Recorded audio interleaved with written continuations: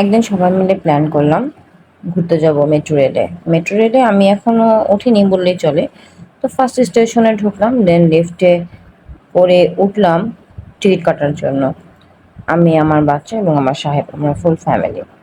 ও মা, যেয়ে দেখি বিশাল বড় লাইন। এখন কি করবো? কিছু করার নেই, দাঁড়িয়ে থাকতেই হবে। তো চালাকি করে দুজন দুই লাইনে দাঁড়িয়ে রইলাম, দেখি কে আগে টিকিট পায় সেই প্রতিযোগিতায়। অবশ্যই সাহেবের কাছে মেয়ে ছিল।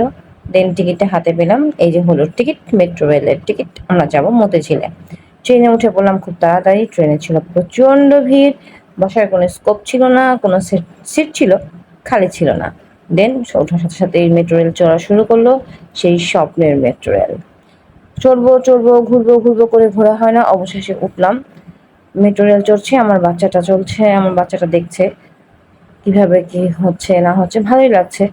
এত বড় একটা রাস্তা অল্প সময়ের মধ্যে পৌঁছে যাওয়া, খুব মজার একটা টাইম গেল। দেখুন প্রচণ্ড মানুষ, স্কোপ নাই, অনেক কষ্ট হচ্ছে। মানুষ উঠছে, মানুষ নামছে স্টেশনে স্টেশনে স্টেশনে, ট্রেনটি থামছে। আলাদা একটা ফিলিং কাজ করছে যে না, আমরা মেট্রো রেলের একটা পার্ট হতে পেরেছি, আমরাও উঠেছি, আমরাও ঘুরেছি। অবশেষে জায়গা পেলাম, প্রায় মতিঝিলের কাছাকাছি যখন আসলাম তখন একটু জায়গা পেলাম। এই তো আমি, আমার সাহেব এবং আমার ছোট্ট মেয়ে, আমরা যাচ্ছিলাম মতিঝিলে একটা বেড়াতে। তো চলে আসলাম। এখন আমরা ট্রেন থেকে নামছি। আমরা বাসায় মতিঝিলে স্টেশন এটা। মতিঝিল থেকে এখন আমরা মানে স্টেশন থেকে বের হবো।